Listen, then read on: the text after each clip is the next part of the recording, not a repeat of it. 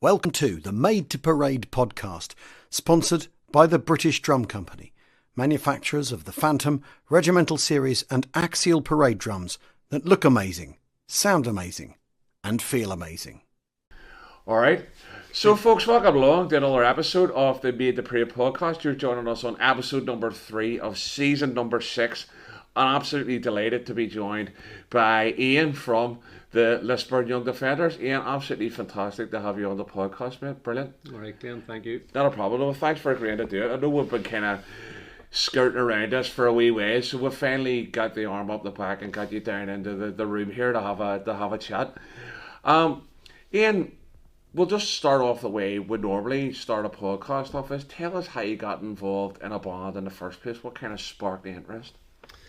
Well, a lot of this would probably relate to your book at the time, and from the history, my mother was born in the Lisburn Road in Belfast, so she would have taken us down each year to watch the 12th parade in Belfast, and also in Lisburn I had connections and they were involved with a lodge, so we would have seen the 12th coming through and whatever. And I suppose my furthest memory was in the Lisburn Road, going back to probably in round about maybe 1970 type time, which was when the Lisburn Young Defenders started. But the Lisburn Road, I would have been watching the bands, and in those days a lot of them had sort of very ordinary uniforms, so there wasn't the colour that there is now and that sort of thing. And as I looked down the Lisburn Road, the first thing I wanted to see was a mace pole going up in the air on the noise and whatever, because Blood and Thunder was so different. Lisburn didn't really have it. Right. It was so different, and you saw the bands coming up, and there was just a whole vibrancy about the whole thing. Right. And I watched that. Didn't go down all that well, because there were a lot of people that really weren't into that scene, and older people weren't getting it. But at that stage, that was the thought. So 1970, Lisburn Young Defenders formed, and that then became an attraction in round Lisburn. New band, something different, whatever. The blue hats and the orange plumes were identifiable, different to what was there, Glenn. And I had an aunt at the time who knew was taking an interest in bands, and she told me you had to be 14 to join the Lisburn Young Defenders. Right, wouldn't take anybody less than that. So I wasn't 14 years of age. Right. And as I waited getting up towards 14, Blood and Thunder scene was developing, and a band started called Down Protestant Boys. Right. And it was one sort of from my side of the town, a couple of guys I went to school with involved with it, and that sounded to be the right thing to do. New band, on the go.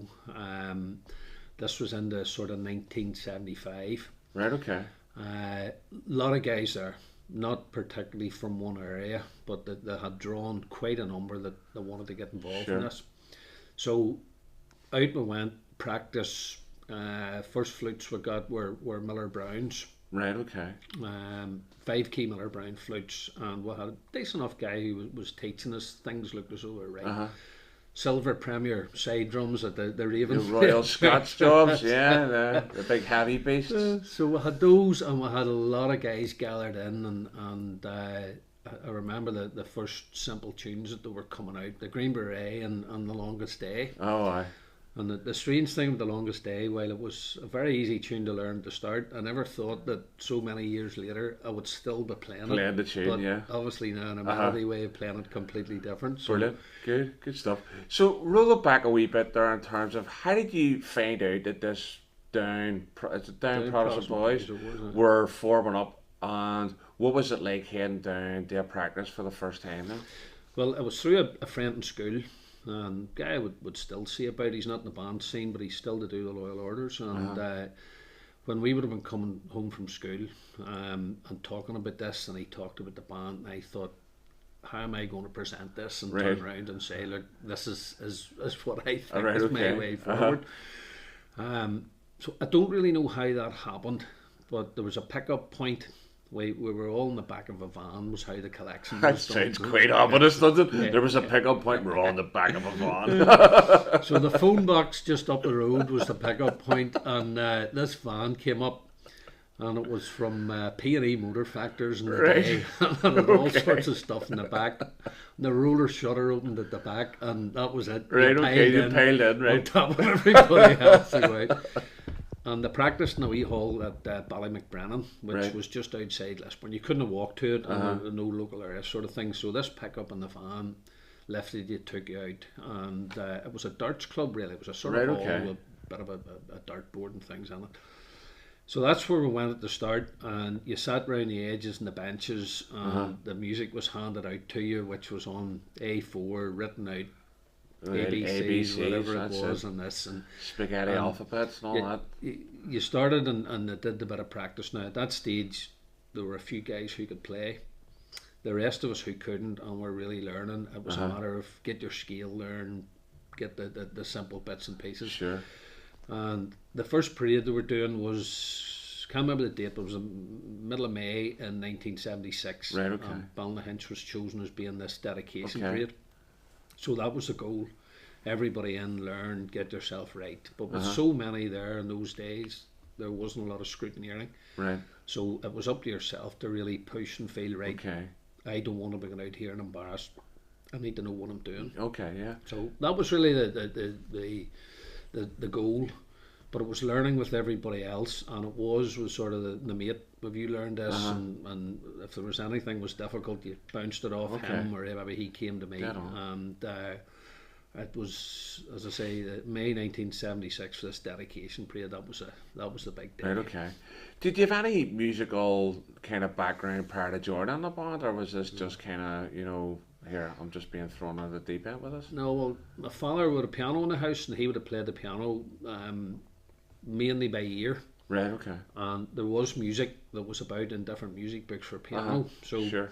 I had a knowledge at that stage of being able to know sort of what the notes were, etc. Okay. Didn't really know how to blow a flute, and I didn't know how to get the right notes out of the Okay, flute. dead on. But I knew the sort of a scale, how the notes were going, and with the piano could have sort of banged in a few bits and pieces to Alright, know. okay. So there was something there in the Right, start. so you had a wee bit of music notation knowledge and stuff like that there prior to going into the band. And then, did someone sit down with you in terms of trying to help you form your embouchure, all that kind of stuff, or how did that all come about? Because I know, like, my learning process was strange. I always thought, I talk about the book where Terry's teaching me, and it's like a multiple choice question thing. Have you ever done this? Have you done this? What about this? And like kind of going, if I knew I was going to have to, I would have studied for this if I knew this was going to be the crack here. Well, what was that like for you in terms of picking it up for a first time and someone trying to help you along in terms of getting notes and stuff? The biggest thing that I can remember was trying to actually get a note out of the flute. And that was no matter what road you turned it and blew it, because I suppose there was always a thought that the harder you blew, the better chance was getting a note out of it. And it was really just getting that technique of understanding, right, I've now got a note, and when you got one note and then you tried to play a couple more, there was no guarantee that the next couple It was going to follow on, make anything that sound like a tune. So because it was actually quite a big band, quite a number of flutes in it, and because of that there was no real one-to-one. They were broken into sort of wee groups who played it, but it was mainly within the whole hall.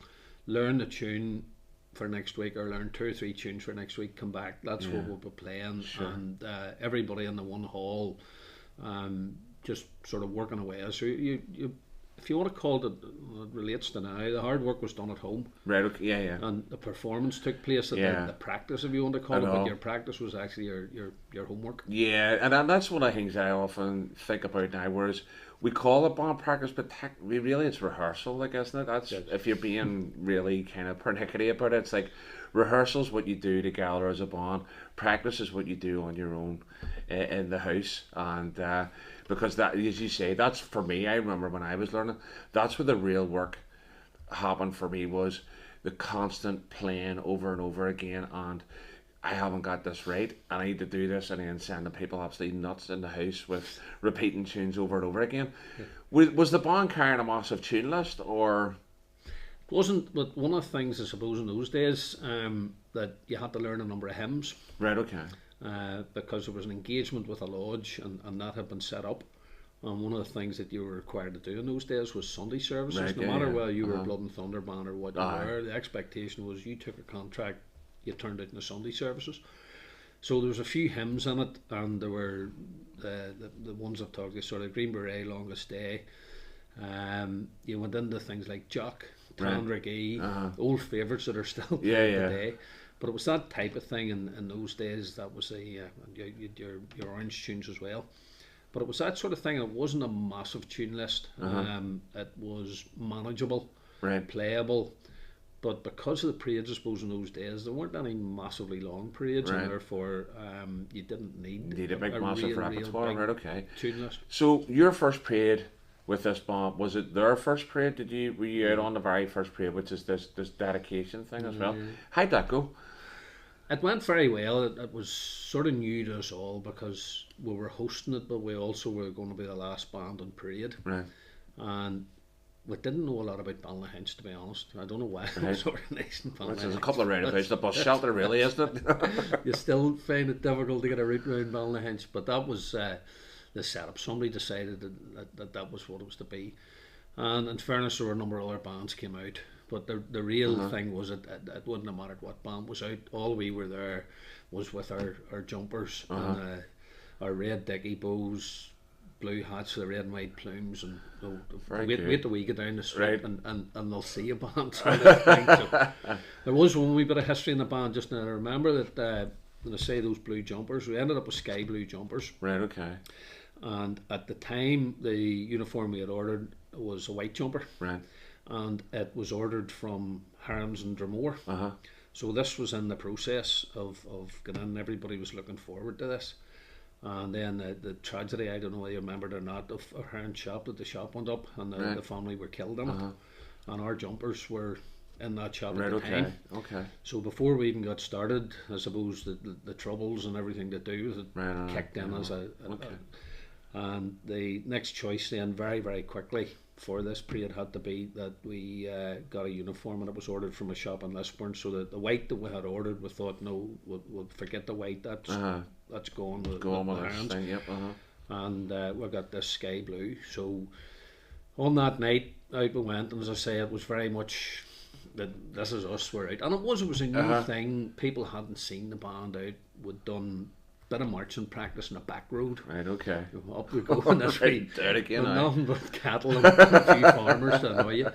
But there was nobody in your road, and in those days you didn't need forms or anything to do it. So we had been up and down this road and whatever to get ourselves marching. Right, dead on. But it was very much an occasion of, we are now here, that's it, this is the start of something, and where does it go from this? Dead on. And then how did that band develop then? Because obviously you were with them for a number of years, how did they end up developing?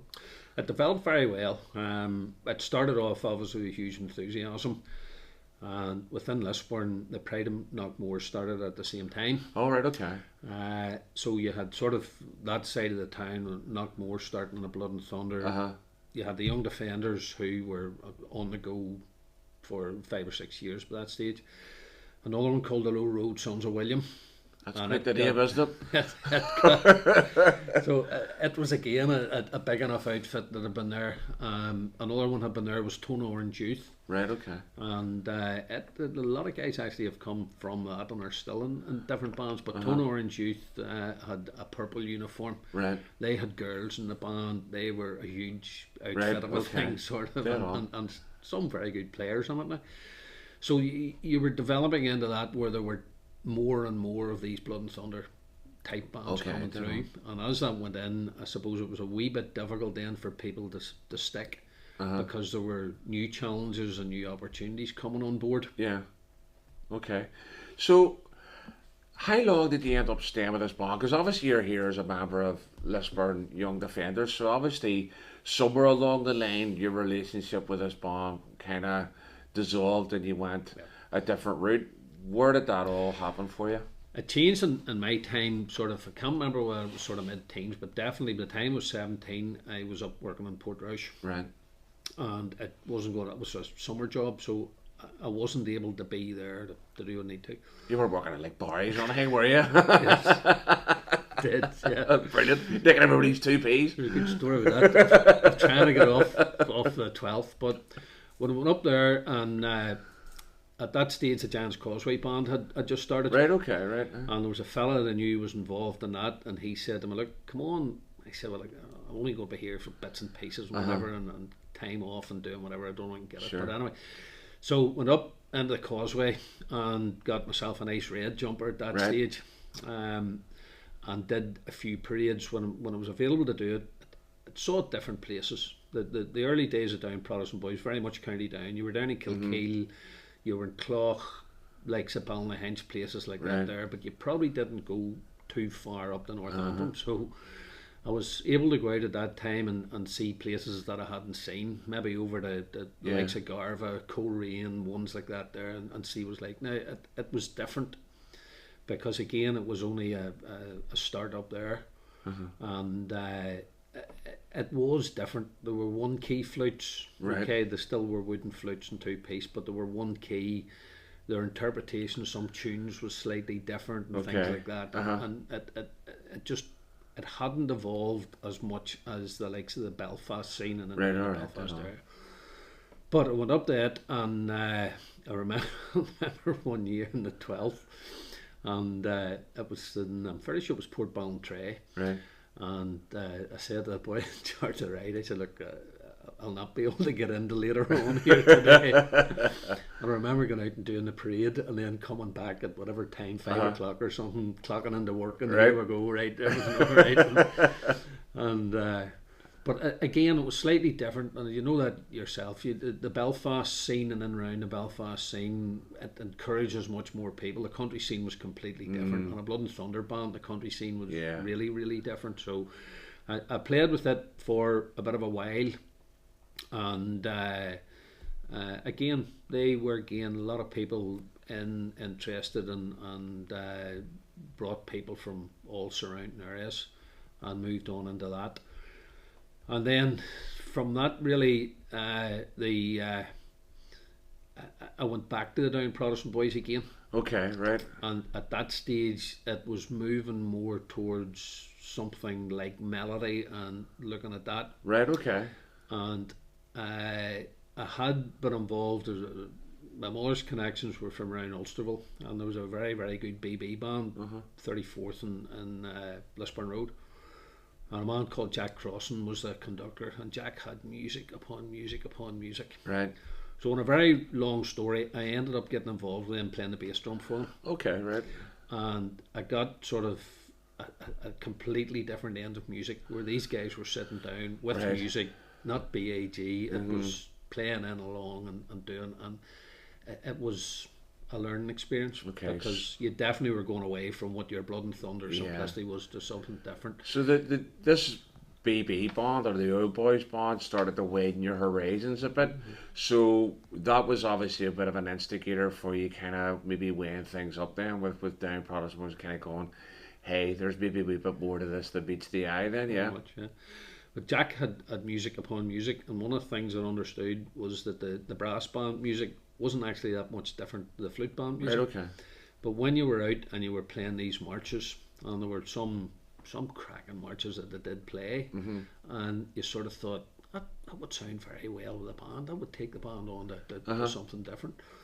So again, it moved from that to getting the music from them, and I would have sat with the music, and then I had the records, and I found one the other day, Ulster's greatest flute bands meet Dunkern and Miller Memorial. Right, okay. Okay. So I had that, and in between times I had the Portadown Defenders, the old LP that everybody had that there. Yep, exactly. That's a cracking piece of music, so it is. And I found one the other day as well, Craig Nuke, that I had.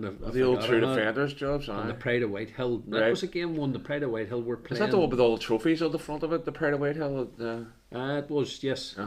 But they had a number of marches. I think Dinah's Delight was one of the ones, and that was again thinking, hold on a wee minute, there's actually more to this. So between the music for the brass band, listening to these other recordings, and sort of thinking, right, there's another way to move here, and that really put from a musical end, moved us into something where I was taking this, listening to it in records, got the record onto a tape, Yeah. sat with a button, played a bit of it, and then played a bit in the flute and write. So I was really trying to write the music from the music, seeing just how it related to it, then how was it going to relate into flute music. And at that time as well, I suppose one of the things that developed was uniforms. And while most of the sort of early Blood and Thunder bands, there was a lot of colour to them, saying about light blues and things, and they're doing whatever. But at that stage, I remember thinking about uniforms, and there was a guy in the band who was a designer of some form. He was, well, he makes posters and things and this, but very, very good in art and design. So I remember him drawing this wee band man, and coming out with all these different colour selections. Like we coloured in competition for uniforms. I used to do that with football kits. Well, he threw them out and said, right, okay, what do you think, and what one do, whatever. And at that stage, we had a very good relationship with Marcus Tailoring in Belfast. Right. And went down, this is what we'd like, doing whatever, threw it out. They said, yep, okay, we can do it. And the uniforms developed because the one before that we had got from the Prince of Orange band. And I don't know why you would ever remember it, but there was the uniforms that had pockets sort of everywhere on them. They were an old type wrap over sort of thing, and like a thief's coat. And the Prince was moving from purple that they had to I think it was green at the time, so these purple uniforms were for sale. And there was trousers and jackets, and there was never fitting into the trousers, so we got the jackets, black trousers with them, speedboat hats at that time, and we had those. And then we thought, right, it's time to change, and that's where this other design came in. So at that stage we went for, I'm fairly sure it was an all-in-one, and it was a blue, white shirts, light blue ties, clip-on ties, sort of thing. We things that were different of trying to change maybe the image of the band.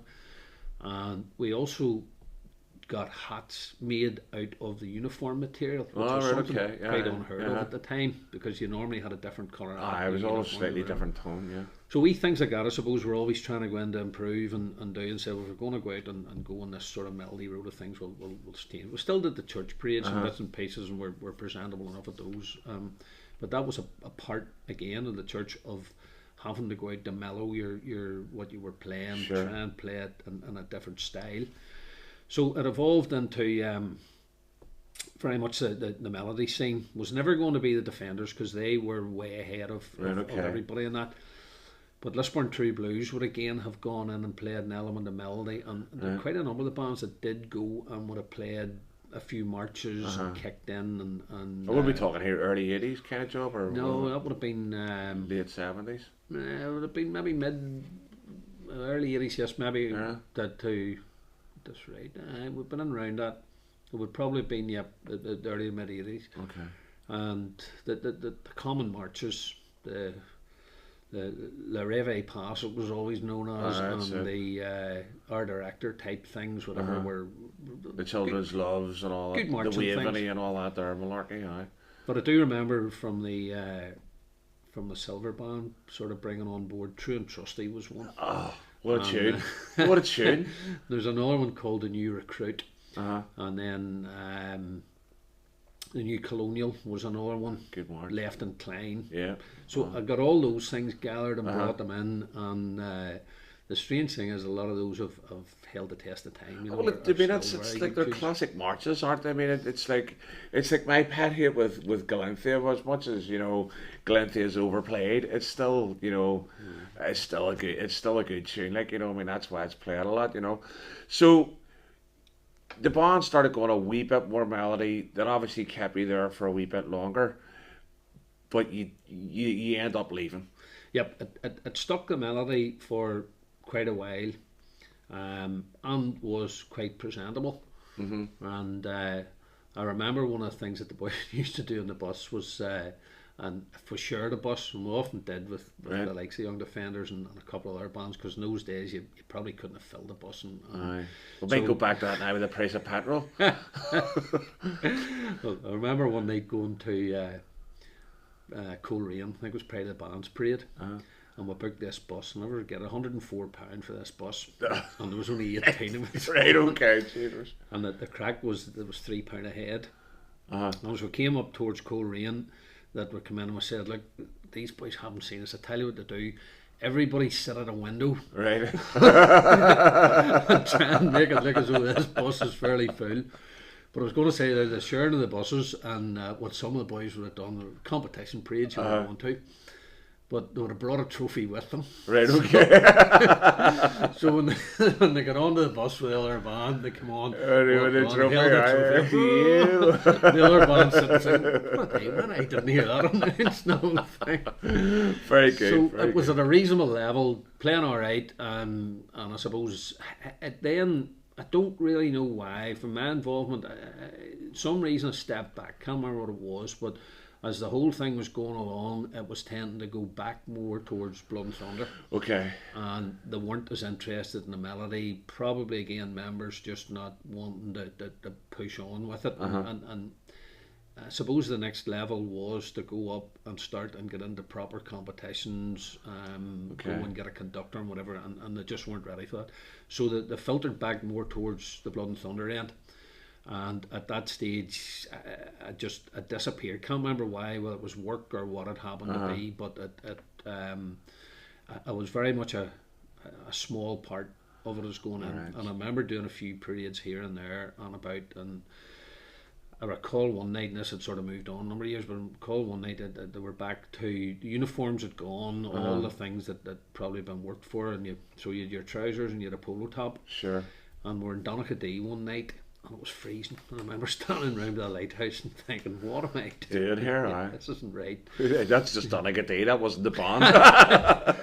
So it did, it moved, it went to doing Belfast 12th. They had the same connections with lodges and doing and things like that there. They were it was just moving a different direction. Different people came in, and it was, I suppose, something that because maybe I hadn't been part of the way the direction was moving on it, I never bought into it. And from that then it developed into, there was a lodge band had started in Lisburn called the Young Defenders. And it was formed really because I think the lodge couldn't get a band. Right, And okay. started to think, right, we have a few boys here who can play. Let's go go for it, aye. So they're still going now. They've been going quite a number of years, and at that stage you didn't have to have the same commitment. You didn't have to go to practices. You didn't whatever. The tunes were going back to those old tunes. Sure. So, but a lot of the ones from the Down Protestant boys have been involved in this, coming in to pull it on. Right. So I went to that, and that was great because you didn't have to commit to anything. Right, okay. You just didn't have to be bothered. You did a couple of parades a year, maybe the juniors in Portrush and the 12th sort of thing. No Sunday services, no nothing on that there, and you didn't even have to practice probably. You knew everything that was going to be played. So I suppose that was the period of just floating along and not doing a whole lot, but certainly not getting anywhere really. Enjoyable, very enjoyable, but not actually developing any musical talent at all. Right, okay. So somewhere along the line in that there you kind of went, right, that's it, either I can't be bothered with this anymore. This isn't just, there's just not enough in this in terms of tunes, repertoire, or whatever else. So you kind of went, right, that's it, I'm heading to Lisburn Young Defenders now. Was that the crack then? Well, Robert got us out of the Defenders every time I would have been about or even watching a parade, and he was nodding and, well, need to get you in here. Poaching you, was he? Aye. So and I would have gone and watched the likes of Remembrance Sunday, right, when they were out parading, and there would have been a silver band to start, and then Defenders and the people marching behind. Everything about it looked good. And I also would have gone up and watched their indoor competition. Right, okay. And there's a lot of it in what I've said to you there of tunes that they were playing, the likes of New Colonial and that sort of thing, whatever. And I was listening to bands playing it, proper melody bands and playing it. And I was there the day that they had the Imperial Corps of Drums over. Right, and I sort of Liverpool, thought, okay. it's a different story. It's a Liverpool band coming, sitting on a stage here and playing. And on another time that William King were there, and they had the full drums. Oh, the timpanis and all of them. And they played can't remember, some sort of an orange something, whatever. but listening to it, just the whole thing bouncing out in this hall, and I thought, like, that really is another level. But the tunes particularly were telling me that those were things that I had done. I'd been playing at those, I sort of knew them, and as your foot started to tap to it and doing, and this was subconsciously, you were thinking, right, this is a bit of me here, and that's in. So that was an element of it, and I suppose that the defining moment, I really enjoyed it, the Orange Defenders, and strangely enough, you can still go out with them as an invitational sort of thing, but you don't need an invitation.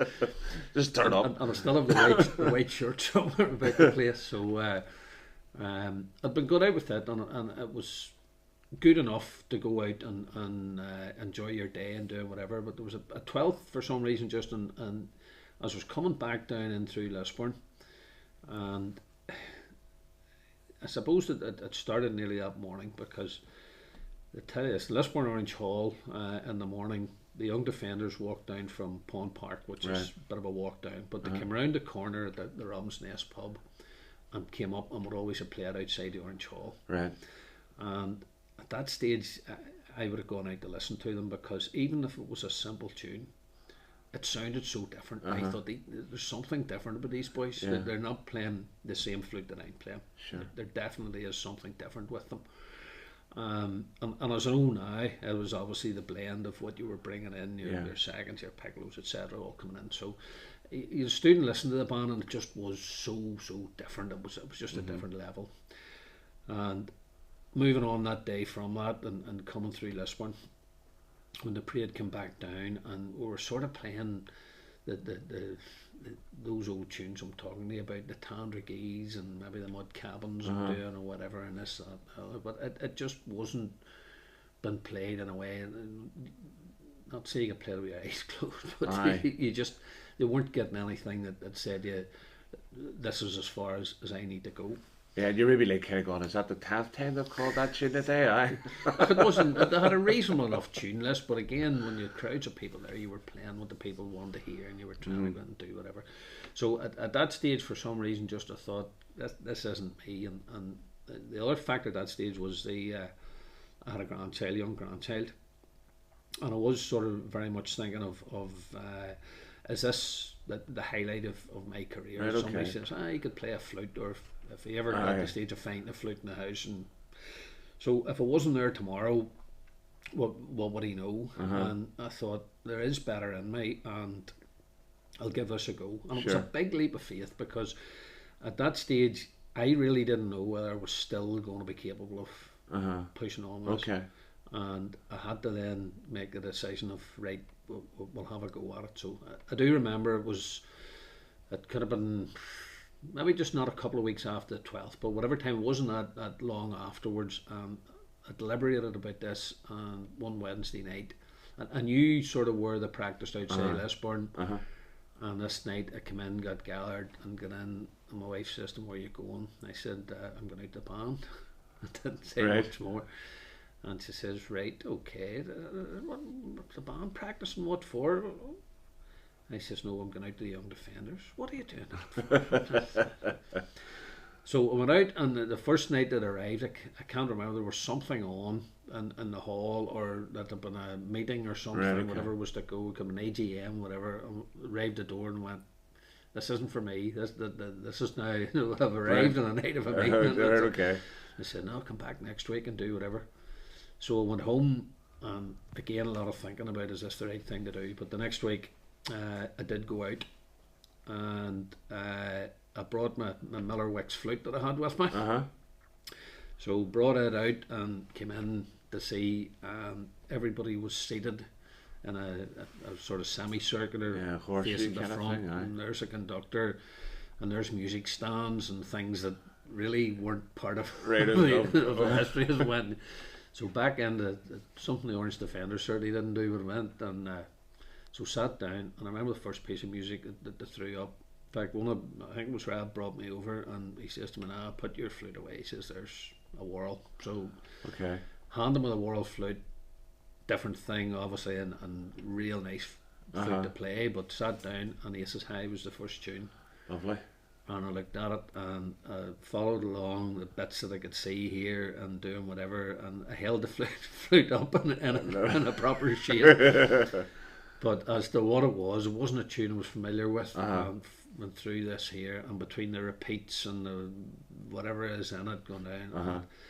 And I remember it's quite a lengthy piece, though, isn't it? It is. And the boy beside me, he's just finished. He says to me, "Well, how far did you get in that before you get lost?"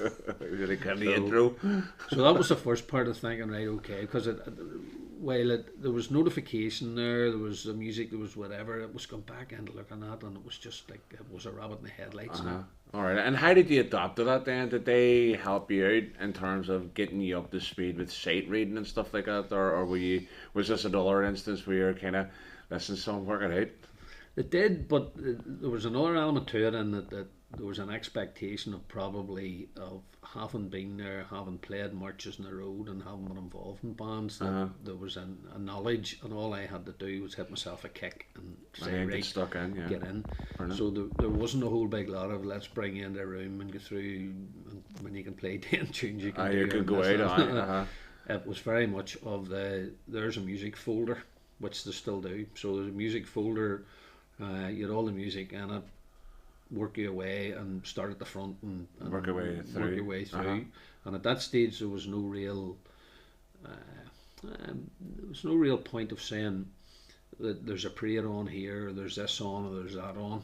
And I do remember they did a wee thing, a wee cultural thing for somebody, and at that time I sort of thought, I wonder would I be good enough to go and play in that or not. Now I realise that you're not. If you're going to sit there, and with the amount of cameras and things that are on you at the moment, you need to be doing it. So there was situation, there was guidance, there was whatever. A conductor was going through the bits. There were others that were probably similar and trying to learn as we went along, but again had an amount of capability. So it was a lot of it had to be self-determination at that stage, saying if I'm going to do this, I'm going to do it right. I need to actually, just we talked about there, the home practice. I need to put the home practice in.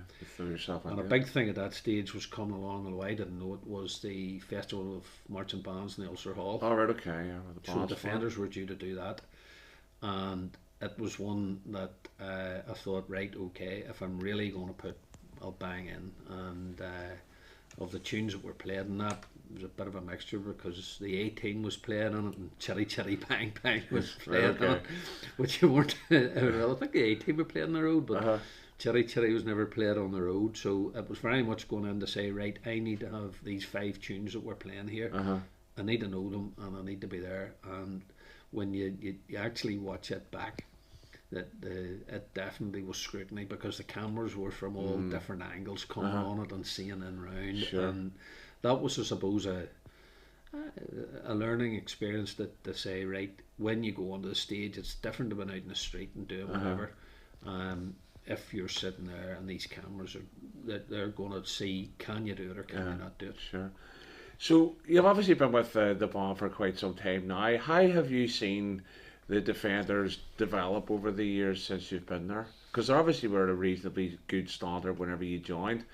What are you aware of in regards to the band developing in the years that you've been with them? Well, they're probably their best years was before I was there. That's right. Early 2000s.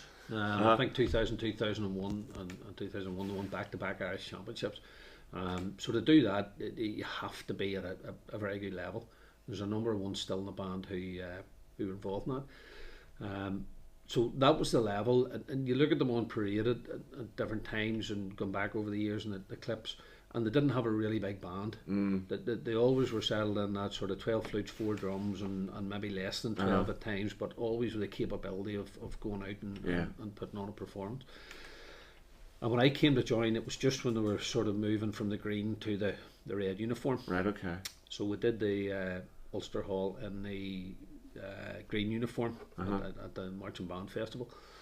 And further to that, then there was a new uniform coming. Right. So I was there for the new uniform. It was one of those where you're getting fitted for your own uniform. Yeah. You're not getting somebody else's uniform and doing which the green one had been with me. But you were now getting fitted for your own uniform, and this was going to be yours. And lot of time went into it and worked out as to what they wanted exactly and how this was going to be. Because moving from the green uniform that they had to go into a red, it was a big, quite a move, big yeah, change, quite a change, and yeah. there were not that many other bands who had the red. So that was something to look at and have a goal for, if you want to call it, because again, it was almost going back to that first parade I'm talking about. This was going to the first parade with this red uniform, Right. leaving Christchurch, coming down, members of the lodge behind you, up and round, and walking down to see the whole of Lisburn district for the 1st of July, waiting, and everybody standing and Who seeing says? this band Who come says? down. Right. And I don't know, I don't think anybody knows how, but there was a massive number of people in the band that night. Right.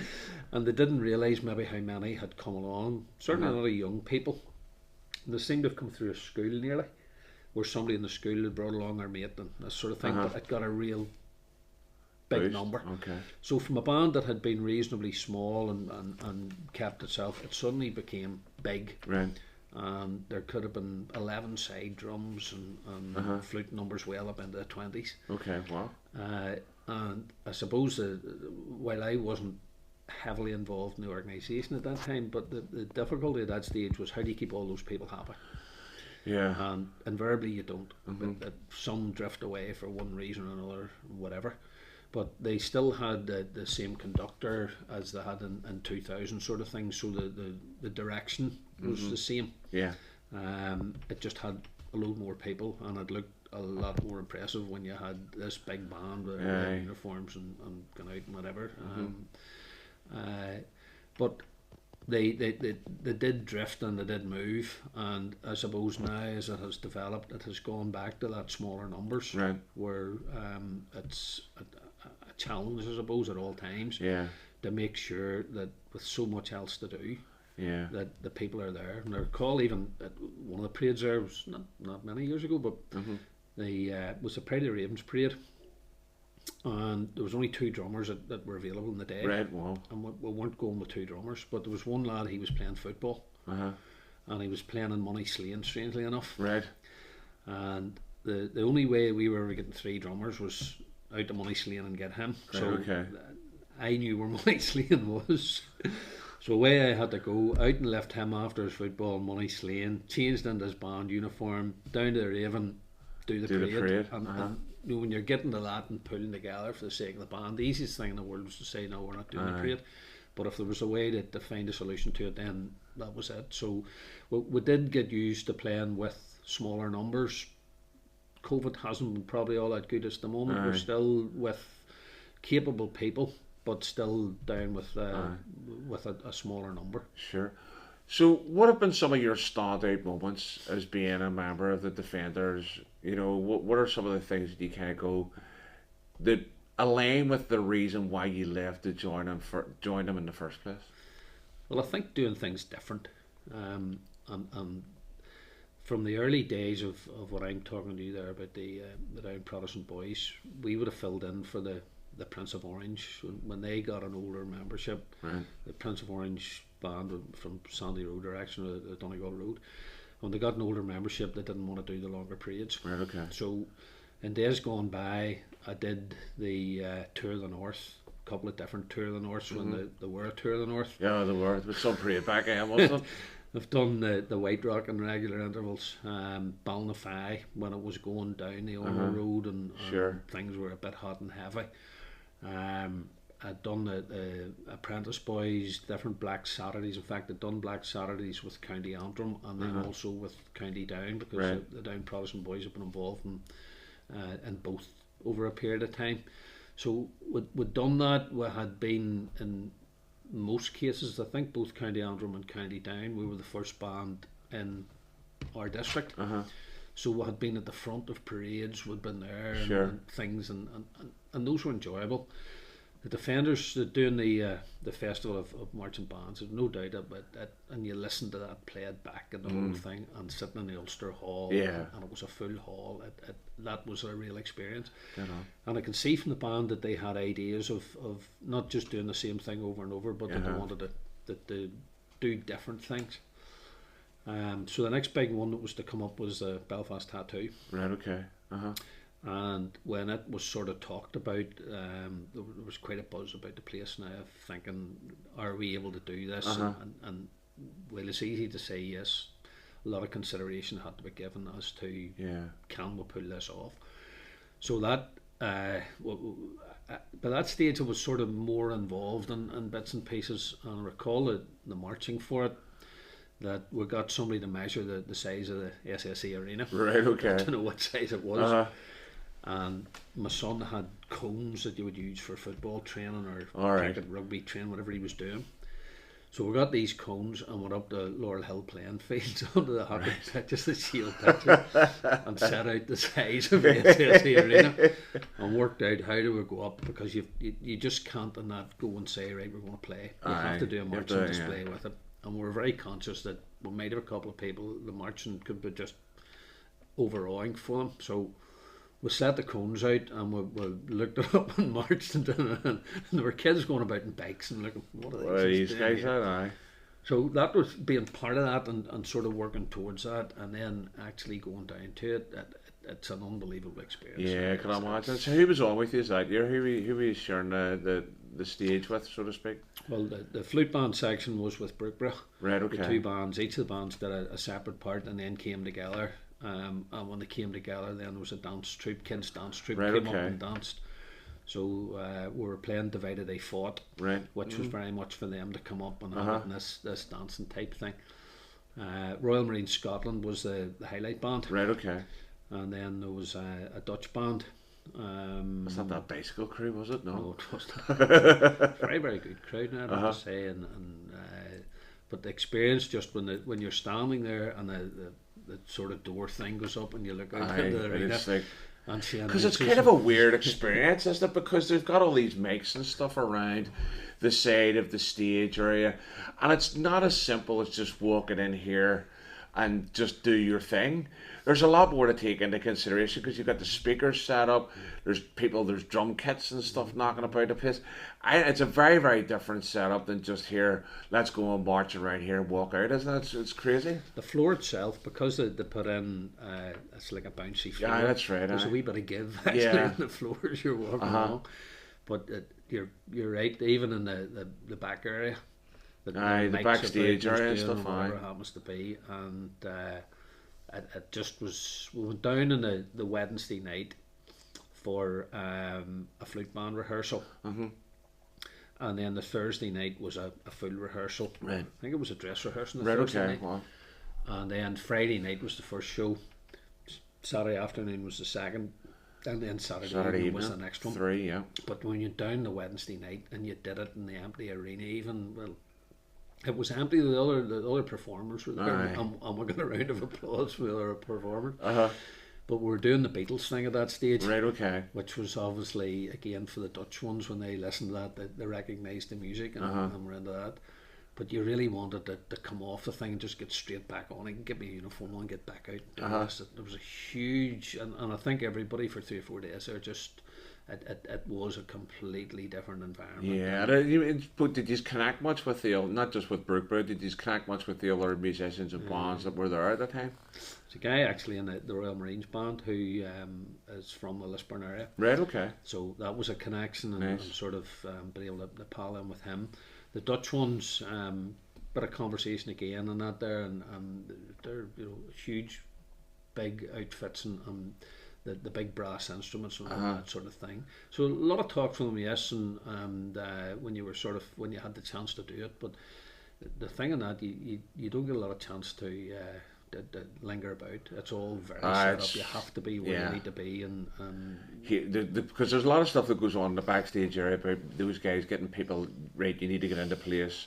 Now curtains going up. When you get in, you're not allowed to linger about. You need to head back out of the area, because see, there's all this loitering about. And if you're chatting away or whatever else, I know that some of the guys in the backstage are like, kind of going, listen, can you just move and get out of the way here, because we have lots of stuff to go through. It's a very different setup to just turn up to a parade, do what needs to be done. It's very much a case of you're on for 15 minutes and that is it until the big mass band comes out at the end, So there's a wee bit of, it's not as flash as some people might think, sure it's not. Well, it's not, I suppose, in those things that you have to enjoy the moment as much as you can, and the fact that we had sort of 2 dress rehearsals that gave you a chance to go out and get a feel for the place and what it was like. But it just didn't. The lights were on, if that makes sense to you. When you came to it on the night, and up came the curtain, as you call it, and you sort of looked out, right, okay, and can I hear the drum major? Am I ready to go? Yeah, what's going on? And sometimes you can't, with the way the lighting and stuff is, and even though you know the crowd's there, sometimes you can't really see what the heck's going on. Like, so you can't. But just, I remember the Saturday evening was good because Saturday evening probably is the atmosphere. That's the everybody's railed up for that one, aren't they? And there were a whole lot of them that got the train down. So they're obviously out to make a night for it. But I remember coming out and hearing the sort of clapping the cheer and the shouting and that there. Brilliant. And then even with the Beatles stuff, Sing Along, Penny Arcade was what we actually came out playing. Right, okay. And there were ones clapping and singing. So immediately you went out, it was crowd engagement. And that was very much what had been said to us, that the people that are there aren't going to listen to really your musical notes and know whether it's a crotchet or a quaver. It's a performance here. Listen, you know, this isn't us going out and showing off. This is us going, listen, let's play to the best of our ability, but we need to bring people along with us. Because even if, when we use on the programme, we use early on or we use later in the lineup? I can't remember exactly. It wasn't way late. I do think it was earlier. Right. But I just can't remember the lineup. Aye, because it's one of those things. I think, you know, because if you're first on, the pressure's on rightly, and then depending on who you follow, you can put the pressure on as well. Because I remember seeing, but I obviously had a few of them. I was doing Backstage one year at it, and when the Gurkhas were there, oh man, they are some of the best people you'll ever meet in your life.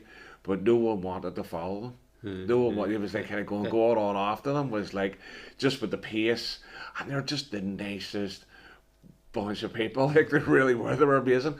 And you don't think, oh, we have to go on after that.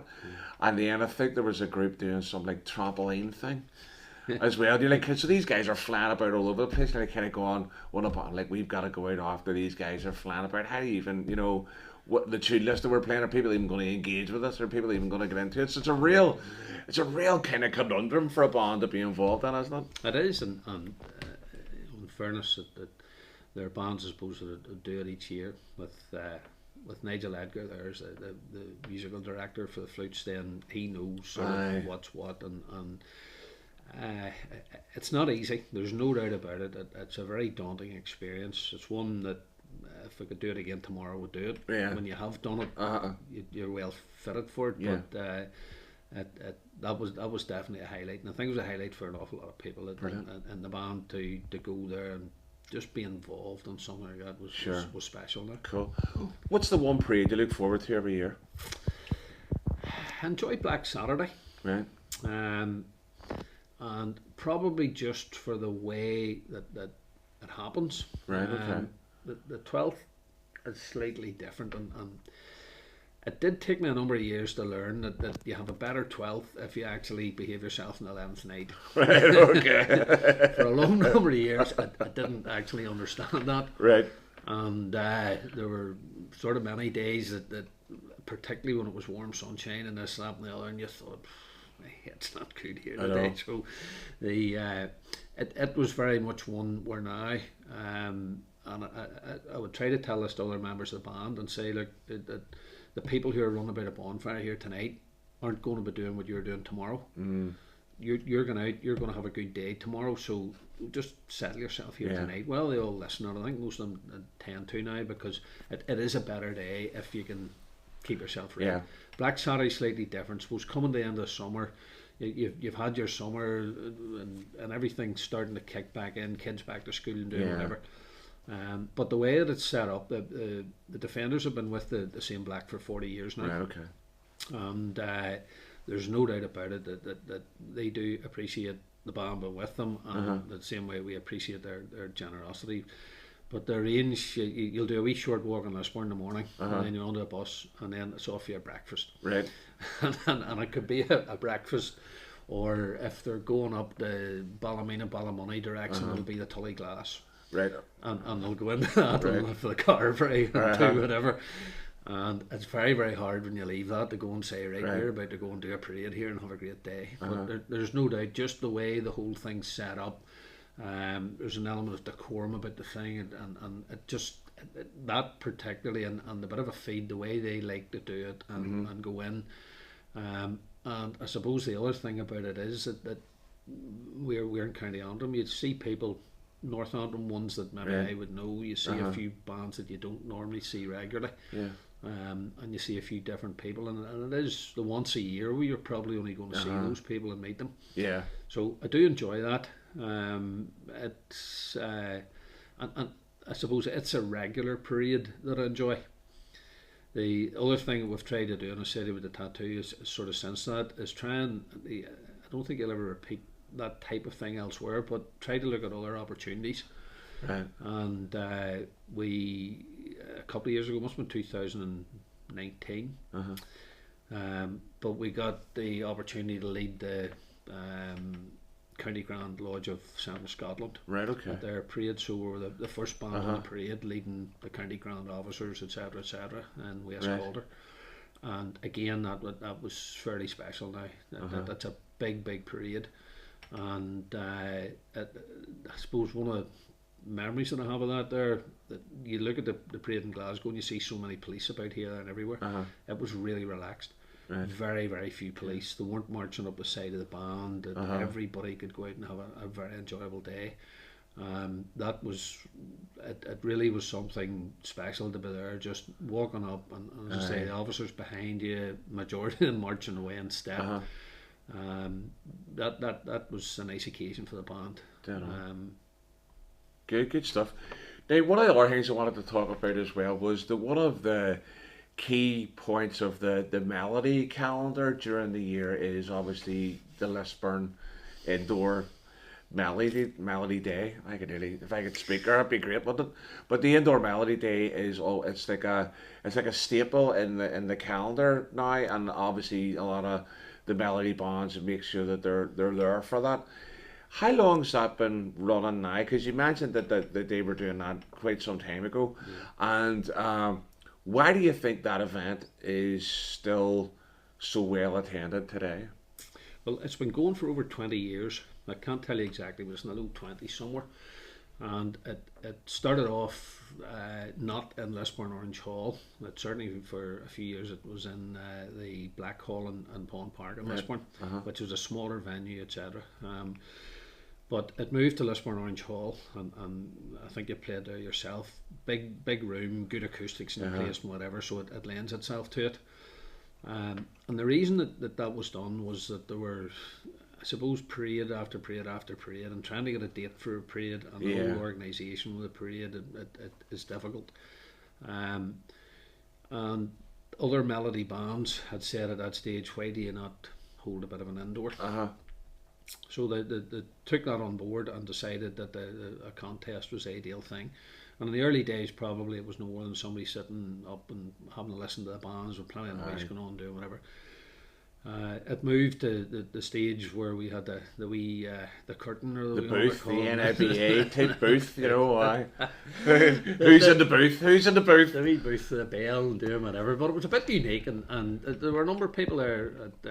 And over the last number of years, and again, it was something I suppose we tried to change. Instead of having the one person, it had normally been our conductor. We changed it, and we brought in and asked a few guest people to come in just to keep the interest fresh and stuff. The reason that certainly in this year, it's on the 26th of March, and at the moment we'll have 13 bands on stage that day. Now there's a part music band coming at the start to do a wee bit of a warm up, and William Starrett Memorial from Banbridge is doing the at the end. But there's 11 melody bands that are hoping to come along.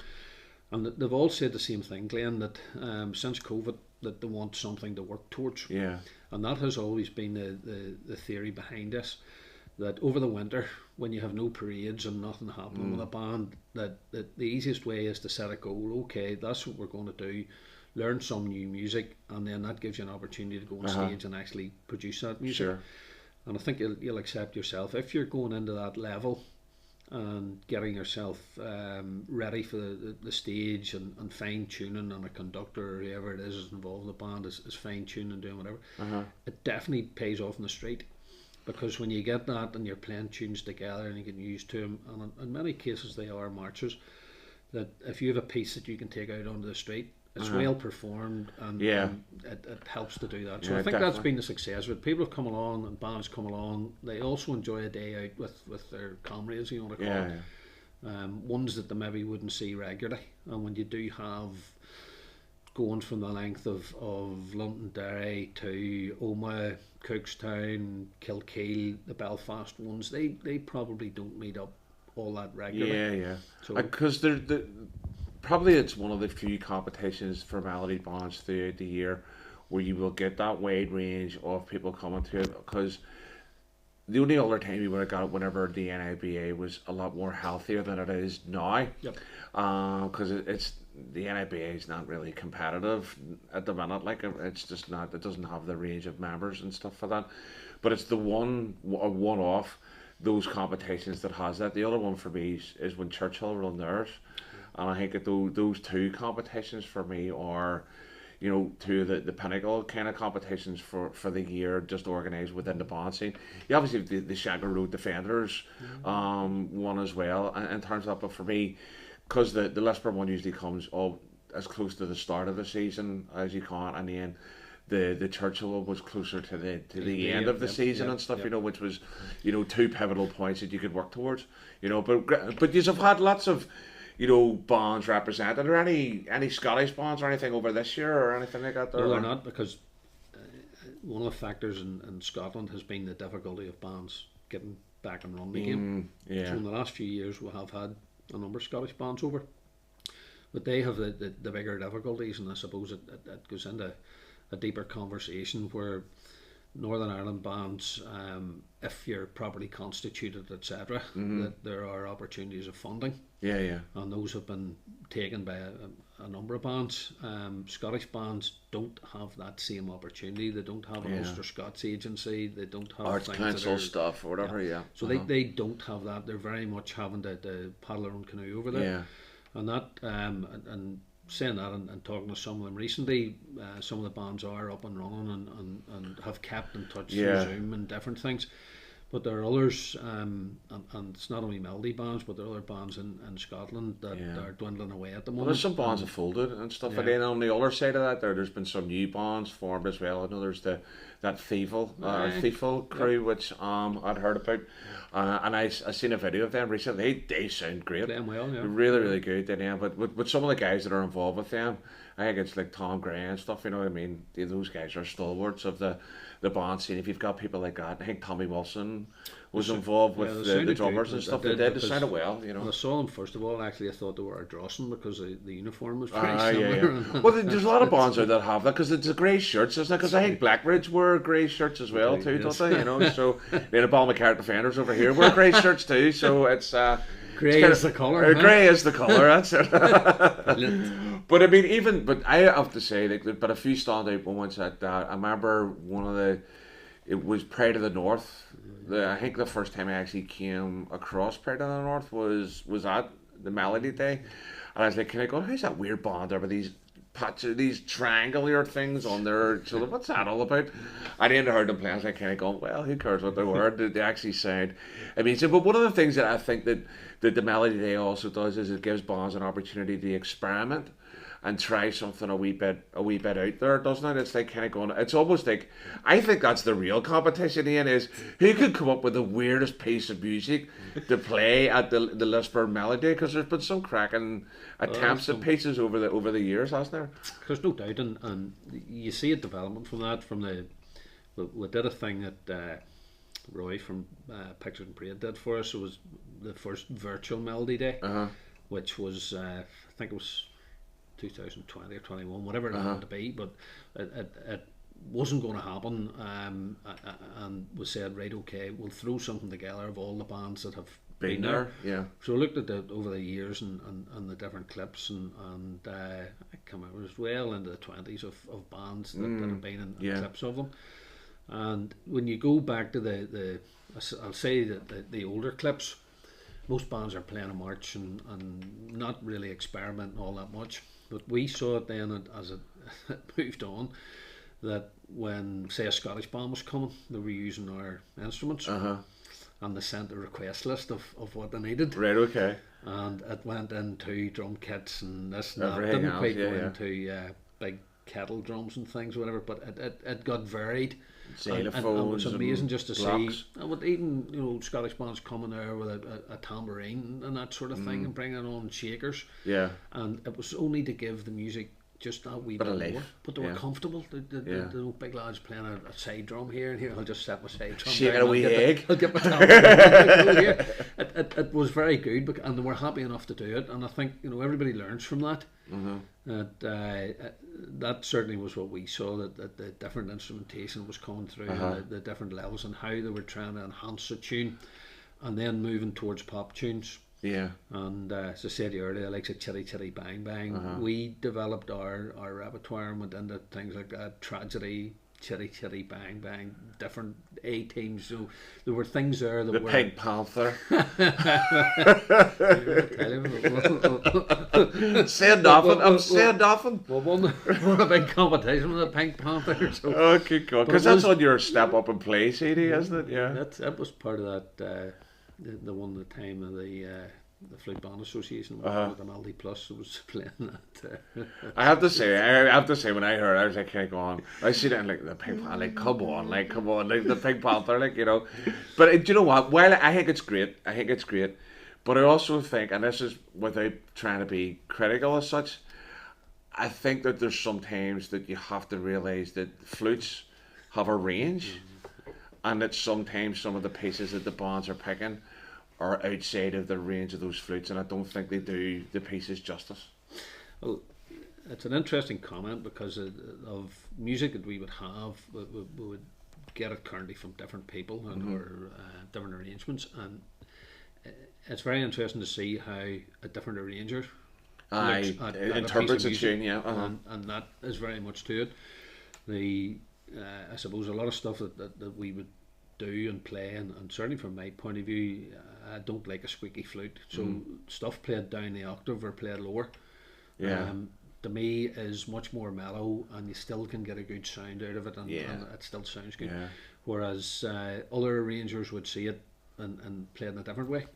So I think of the people that we try to use at the moment, that we each of them would be looking at and seeing, right, okay, what suits the band here, and what's the best way for it, and then try and have that their arrangement would be. It's about trying to get a balance though, isn't it? It's about making sure that the thing's balanced out, and I think there's a couple of bands that come to mind. One of the best at getting the balance right across is the William King. I mean, no F flutes, they're not using anything. It's just a set of B flats, and I have to say that really impresses the life out of me in regards to the notes that they're getting and the arrangements that are being put across them.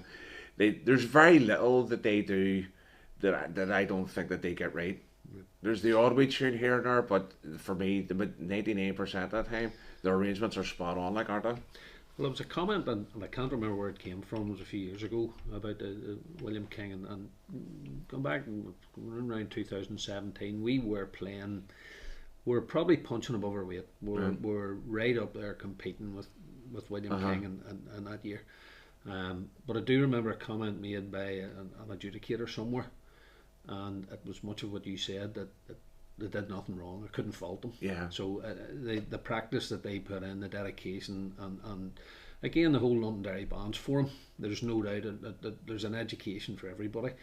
If as areas and whatever that we could have bands forums that were as on the ball as the Londonderry Band Forum, and what Derek Muir's doing up there, and they're everything that they're developing or trying to develop around the waterside there. But I think there's plans for that to happen. They're looking at trying to expand that kind of the approach that they've been taking, and I think that can only be a good thing, But I think one of the things I know that I always say that if you're finishing above the William King at a competition, you've won it, which is essentially there's no doubt that that's what you would aspire to.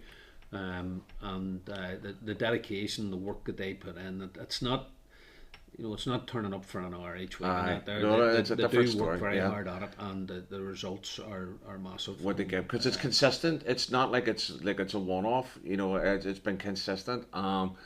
There are a lot of factors around that as well, I suppose. Now, for me, indoors, William King are hard to beat. On the road, it's a different story, I think. You know what I mean? I think you've got to go to other bands that, for me, perform a heck of a lot better on the road than they do in the indoor scene.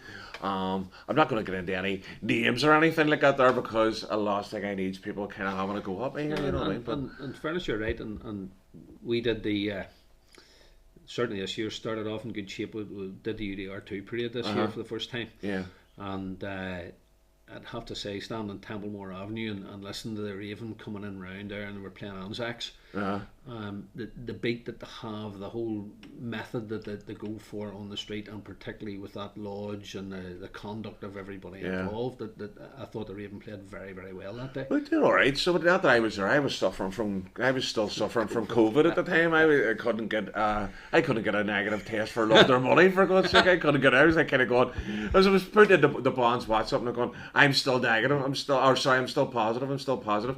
I did Dage. I was like, oh, don't worry, you'll test negative for Saturday. And I was like kind of going, I got up first thing Saturday morning, done a test and all, and it was positive again. Like, oh, come on, it's the first parade of the year and I've missed it. Well, I saw the big fella in the back row, and I thought, oh, he's made it here, and then I realised it wasn't you. He's about 10 feet taller than me, so he is.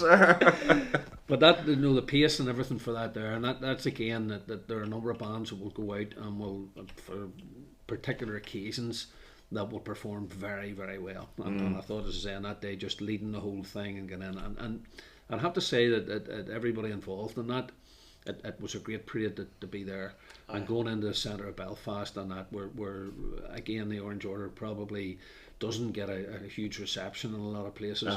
At the conduct and everything about it, it was a great parade to be involved with. Yeah, I know. One of the things that obviously Leg and Annie were there, weren't they? The accordion band, and I think the Miller were there. Yep. The Miller were giving dinner ladies heart attacks with that triangle. The triangle's going off, and there are dinner ladies all over the place, kind of going, "What was supposed to be at work?" You know, because that triangle's amazing.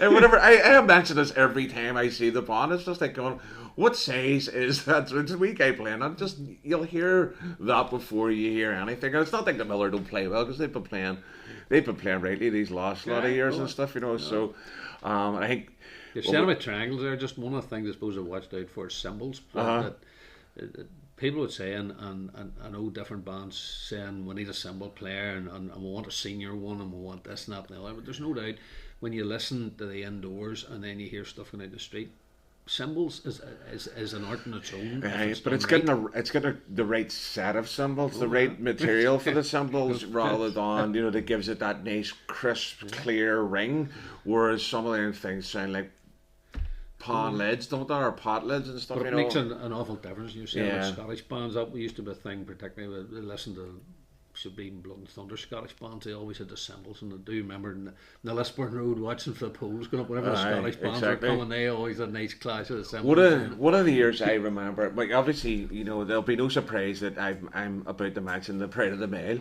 but there was one of the years that they walked here. They were in the darker blue uniforms because they used to wear sky blue. I think it might have been the '88 parade, and all their cymbal players were at the front of the band in between the drummers, right? I think they had three, they only walking with 4 drums, I think, and they had the 3 cymbal players in between the drums.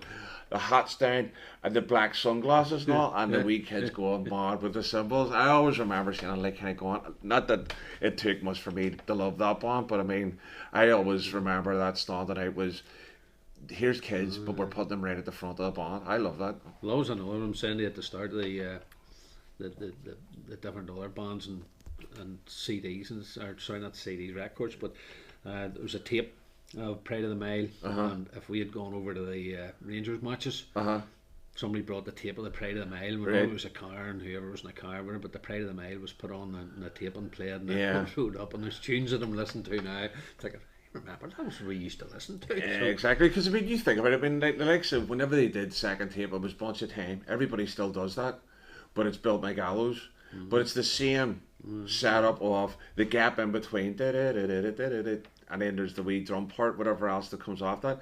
And people are still using that today, you know, and I think, and to be honest, and I heard them recently, there was I got sent a number of videos, they did an indoor event for Green Guards, because obviously the male have made a comeback and stuff after 30 odd years of being away, and they sound as good today as they did back then. You never lose it, Glenn. Oh, well, you know what I mean? That's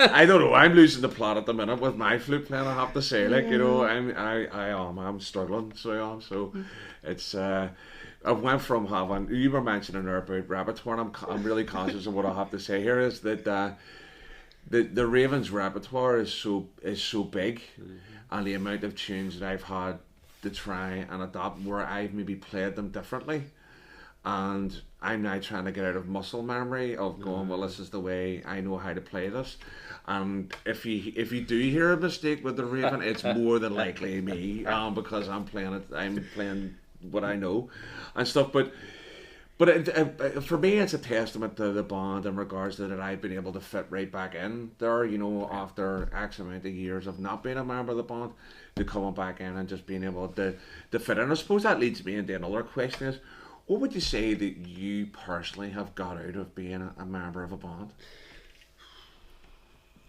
Probably the biggest thing's networking, Right. and if you want to call it friendships, relationships, and going right back to the early days that one of the things that, as I say, the first flutes would maybe Miller Browns, and I recall a lot of stuff was bought out of Hewitt's and Sandy Row. Right, okay, yeah. And I do remember going down, and whatever it was we needed, could have been ties or something for Black Saturday. We needed, sorry, it wasn't Black Saturday, we were doing a black parade in Ballinamallard. Right. And we needed whatever it happened to be, and we didn't have the money. Right. And I remember going down. You had to get them on tech, were you, right? And that was exactly, he says, like, going ahead, that whatever it is, and whatever we were getting from Black Saturday was going to, it was humble money now, but we didn't have it. And whatever that it was from that, had to, after Black Saturday, brought him the money and paid him for it. And I just, as I say, I can't remember exactly what it was that we needed. But at that stage, you know, you build a relationship with that. Mark was tailoring when we were getting the uniforms with them, and in the early days, a very good relationship, and if you wanted the stuff, you went down and did it. So suppliers, still to this day, Chloe Robin would make the stuff for the Defenders. Right. Very good quality. I'd have to say that what we got was very, very good. Sure. Any alterations, bits and pieces are needed, or things that you do. So you get people who, in that network, whether they're supplying uniforms, whether they're supplying instruments, whether they're tuning instruments. Peter Worrell with a flute, Premier drums is what we have used, and when we renewed them a few years ago, we looked at different others and we thought, well, the Premier has done us no harm here. So those type of things, so relationships with suppliers, people involved, and although you might only see them out in a band, or if it's others involved with Orange Order, behind that all, they're working, they're doing something, and it could be in your work environment or some other way to do it. So the relationships there that I would have had with people from, probably it would be 40 years, Scottish people we used to go over to stay with. The guy I stayed with there came over last year to Lisburn with his wife and a couple of others to walk in the lodge in Lisburn with us. So there's those type of things. There's a guy that I met again, got about over 30 years ago. We went over to Pride of the North to play at their Melody Day, and he came from Cope Bridge. Him and my wife got the train from Cope Bridge to come in to watch the thing. So it's those type of people that are about, and somebody that you could lift the phone to if you needed something or whatever. So I've no doubt that the band scene, if you do sort of want to be involved, you want to hide away, you can hide away. But if you don't, there's no doubt that everybody can benefit, that what you can bring to me and I can bring to you and somebody else can do. It is a scene that has loads of positives. I would say what I've talked to you about there earlier, funding. I don't quite understand bands in Northern Ireland that haven't got a constitution and haven't got a bank account. Because if you can get those two things, and they're not hard to do, it opens up so many opportunities for even a small band to go out, to get more funding, to get better instruments, to renew their instruments, to have them tuned, serviced, whatever it happens to be. And that's a big thing of a way forward, which if and I'm quite sure, as I said earlier, the Londonderry Bands Forum, I would say they're absolutely on the ball. All the bands up there. A lot of them are on the ball out there. And like say Oba as well. Oba's all over that. I mean, I know the podcast that we did with them, I suppose we spent a lot of time talking about you know, how they organise themselves and that. And they've got funding applications sitting on the shelf just ready to go. And it's like kind of going, oh, right, so the criteria for this has changed. And it doesn't take much for them to be prepared. But then they've got some good people running the ship there, you know, in terms of who are on the ball with that type of stuff. And I think that there's an element where bands need to up there in terms of, you know, their capacity in regards to those things that to help them out. Because, and at the end of the day, you know, some people don't want to do it because they think, you know, God, we're going to be beheld, we're going to have to write reports, we're going to have to do X, Y, and Z for this. But when you think about it, the amount of money the bands raise anyway, you know, a little extra on that, you know, not do you any harm, because it's not cheap to run a band. It's not cheap to service instruments. It's not cheap to buy uniforms. It's not cheap to travel. It's not cheap to put petrol in the car anymore. You know, I mean, there's a lot of expense that comes with being in a band as such, you know. And I think if there's anything out there that can help you, then great. And what I'd love to see is, as you said, is that collaborative effort to say, listen, where are your needs in this area right now, and how can we help you get to that? Because there's bands out there really skilled at this. They've got people there who have got a lot of knowledge, the language that needs to be used in order to make sure that, you know, here, you write it like this, it's going to go down well. But also about branching out and thinking about different potential sources of funding. But again, it comes down to being constituted and having the bank account stuff. See, in the lottery, I mean, you, without wanting to sound funny, you can get 10 grand out of the lottery for not a lot of effort. Do you know what I mean? And I mean, why bonds wouldn't even think of that is beyond me, because I mean, I done it a wee while back, and I got 10 grand for a program for work, and it didn't take much for me to get it. But it's just and I do see things that are going about, and between having a football card or having this and having that, or we're collecting for a new uniform, or we're doing this, or we're doing whatever it happens to be, and instead of having the onus and a load of young boys run about and asking people to contribute money, if it was there and it could be better centralised, even in certain districts, pulled in, and I've talked with some of the other guys in Lisburn about this. I've seen them go in our case, that if it could go in on behalf of the forum, and the forum could get equipment, and whether that's sound equipment, PA systems, etc., and then have it that it was available for different ones. Events, you not have the rent out or whatever else, but or you're actually developing your own sort of capacity building. So I think things like that moving forward, to me, there are enough skilled people about, and the knowledge and the opportunities are there, and there's no doubt development of Ulster Scots is something that we need to keep going, or in trouble. But it certainly with smaller bands, it would very much give them that. If you were turning around now and you were going to try and push a band forward, and you were able to say, look, we've a new set of drums coming here, and we've new flutes coming here in 6 months' time, and doing whatever, there's no doubt it gives an incentive to everybody in the band. Yeah, definitely. One of the things that I did want to talk to you about as well, Ian, is that you're obviously involved with Lady Food in terms of mental health based charity, and also around the whole idea of suicide awareness. What led you to get involved in that, and why do you think that's important to the band scene?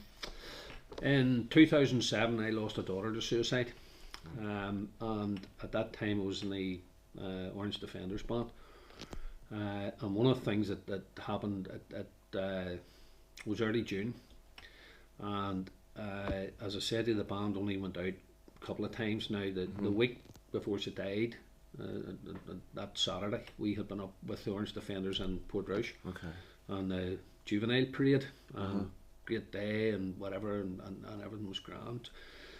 So the next parade they were doing was the 12th, and I had to think long and hard about it. There was no band practice or anything in between. I had to think long and hard what I do here and whatever, and that did cause a bit of difficulties in the household. If I decided I was going to the 12th parade. Now, whether my head was actually clear enough to be making a proper decision, I don't know. But, so I headed out and went to the 12th. It was accepted, but never really sort of enjoyed, and I was only doing the thing more for the sake of I can't really sit in a house, my head will completely go here. From that, we sort of got involved with a group in Lisburn that was starting. It was a group called Horizons, and it was a minister who was starting it. His reason was that he had been asked to carry out so many funeral services for people who had no church connection, and he suddenly realised that suicide was an issue, and he said, look, I want to start a group here of people who have been affected. And he was quite amazed the amount of people who turned up, and it was in the Island Centre in Lisburn, the council headquarters.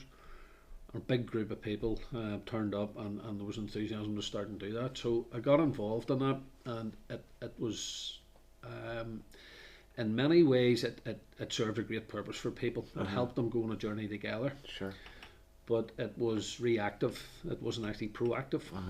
And to be proactive, you were going to have to go into a lot more depth and the data. So it helped people to come together, to feel that there was a world there that they could walk into outside together. Okay. So it lasted about 10 years, and the realisation was coming towards the end of it that what we're doing, that there are other groups out there and there are better facilities. From that, there was about to be a development within Emerge Counselling Services. Sure. And it was a niece of mine who was starting Emerge Counselling Services, and it was technically a memory of my daughter. That's the whole background of the thing. So she talked to me about her ideas and her plans and what she wanted to do, and she had experience in working with PIPs. She knew that field and the mental health and all involved with it. Sure. So she said she was going to go for this, showed me the premises and different thing, went in, and that's it. I said, right, I'll support you, and that's what we'll do. Okay. As we've moved along from that, this is now a huge organisation that has, I think, 57 volunteers involved in it. Yeah. It has, I think it's up to nearly 20 trained counsellors. If they're not trained, they're in training to go through on that. And it has just developed beyond anybody's wildest aspirations. The work they do is immense. The amount of work that they carry out is crazy. So that was sort of where I got drawn into it. We'll be a long time in trying to discuss it, that there are a number of political parties and everybody else who all like to portray mental health, but it's not there. They're not actually going in. And I think the reason, Glenn, is that they're too scared. It's a very, very difficult subject. Yeah. The light of foot thing, I suppose, came on board whenever I saw what was going on with that. I thought my own knowledge through Emerge was that the band scene is a big scene, and we don't have any go-to people.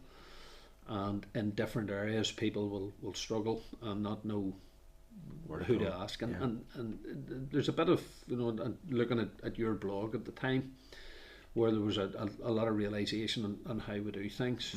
I'm not saying that I would have been one that always did it, but I do know that in organisations, and particularly bands, there were all these rules. Don't attend 3 practices, you're getting a letter and doing this, that, and there, and he hasn't been here, and he hasn't whatever. And something I certainly took from your blog at the time was the fact of Jimmy hasn't been here for a couple of weeks.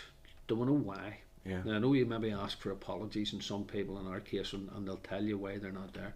But if somebody wasn't there for 3 weeks and the band was going on, and he asked his mates, and I haven't seen him, and done this, that, and the other, but don't probably reach out enough. So I was aware very much that the band scene didn't have an infrastructure there or anything in that. And I certainly know that in the case of Lisburn, Lambeck, Orange and Blue have been, they've another golf day lined up here for May time. But for 2 years there, they have run a golf day with the proceeds going to Emerge. Right. And within the Lisburn area, there's no doubt that people are seeing the opportunities there. And it's it's not for a band member, if it's anybody even connected or any relation in that. So I understand that there are so many difficulties. Light of Foot as an organisation and as a group can be there, and it fills a role of in many cases trying to just help somebody or to direct them and whatever.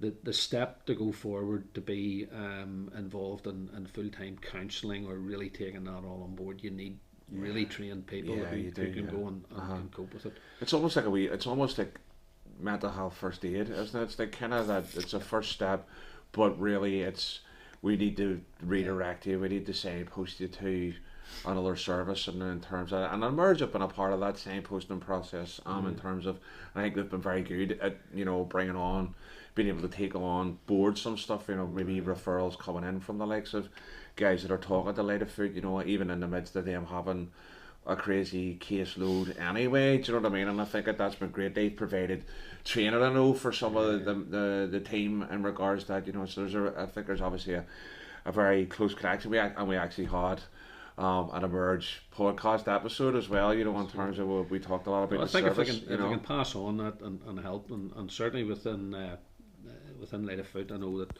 there were a number of events that we did go to. I attended, a number of bands had asked for people to go down, and just to sort of be there and amongst them, and more than anything, and it was to just perhaps help them to understand somewhere how they could work within their own environment, and again, come back to your blog, you know, how do they help their own, and that would be very much what you would reflect back to them. If somebody's not turning up at practice, or you do see somebody that maybe doesn't look their best, or their head's down a wee bit, or whatever it happens to be, have somebody that's going to go and say, like, what's a crack, everything all right, and how are you, and it does no harm at all to ask a question. You sometimes mightn't get the answer that you want, but you're better to ask a question. At least you do, and I think that's part and parcel of the whole thing, that what if we didn't ask? It's the potential result of that. And when you lose somebody, the questions that you will ask and continue to go over and over and over, and the shame and the guilt aspect of that's just. But I remember a man saying at one stage, and a man from East Belfast who was a big campaigner, and he said at that stage, he says, don't look for answers, you'll not find them, and you cannot go over that in your head, whereas somebody's still there, ask a question, and you'll get an answer. You'll not have to go and search. Exactly.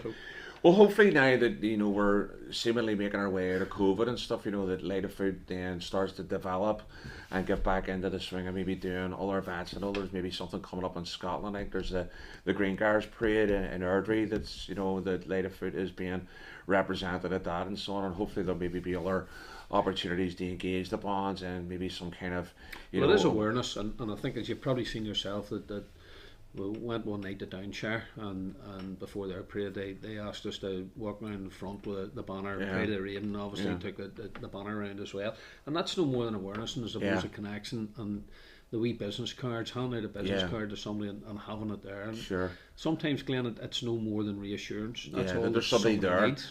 But there's maybe also an element where there's the potential for it to evolve. What that looks like, what that kind of develops into, is something. But definitely think that there's scope for some kind of maybe program within the band, saying that, you know, the bands can avail of, or some way of, you know, particularly maybe members of the band being, you know, trained up in specific things. I know there's some things already happening in that area, you know, in regards to that. You know, I know the Shangle Star here are involved in a program in regards to that there. So, but it's definitely something we're not immune to, and definitely the fact that there's some help there is better than there being nothing at all. You know, and absolutely. Us taking that into consideration is extremely important.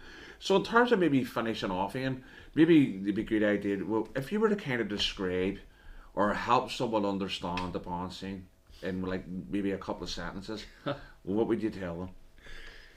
Put 45 years into a couple of sentences here, it's going to be difficult. I think the simple things about it are, you have to have a want, and you have to have an enthusiasm, and you have to be prepared to commit, because somebody else can't commit for you. But when you get there, and you can go out, and I suppose one of the things, and I'm not being too boastful about it, but one of the things that I would always look at what I'm doing in the Melody Band, and look around the rest of the country, and possibly William King excluded maybe, but with most other bands, I can actually go and do what I'm doing and fit into that band. If you're going to play at a level where you're not pushing yourself to the highest that you can go, and wanting to learn and take it on, then you're probably always going to retain yourself at that level. So from my point of view, and as I say, it's not been pompous about it, but it's nice when somebody brings a new piece of music, sets it out, bangs it in, and you can look at the thing, and you can do it. And the enjoyment and the difference, instead of doing the same thing, I'll probably finish this with give you an idea of sort of where we are as a band. We're doing there's a black parade in Loughgall. Right. 2nd of April, they're opening the new black headquarters in Loughgall, and we're leading County Antrim District Black. Right, okay. There'll only be 8 bands at the whole thing, one for each county. Uh-huh. So the invitation to go and do that. We have the Melody Day, which is slightly before that, as I've said. Again, looks as though it's going to be a good day with loads of people together. And then, all being well, on the 20th of April, we are intending to head to the Somme. So all right, okay, very good. It's nice. been reset. That's been a, it's been reset, thing, reset. But the 20th of April, heading over to the Somme. We're doing the Men and Gate on the 22nd.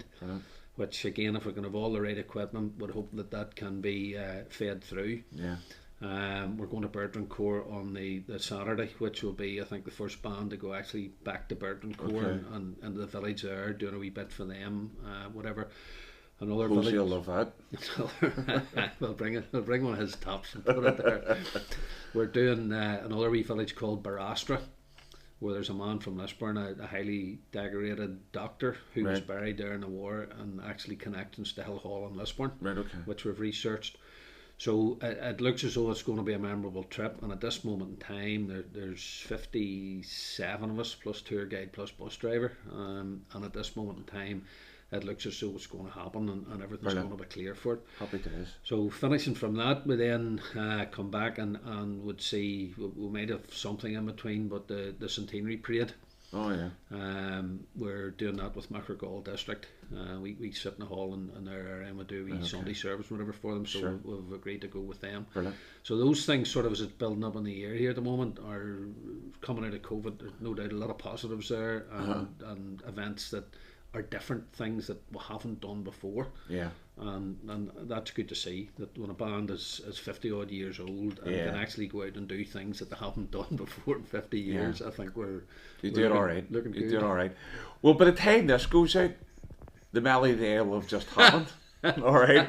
So if you're watching this, or you're watching this and you're listening to this, the Melody Day would have. This will come out on the Monday after the Melody Day has happened, and hopefully what you'll have also seen is that Pictures on Parade and Made the Parade are going to live stream that with a multi-camera. We tried this out down in Armagh for Weber's Wheels. It went all right.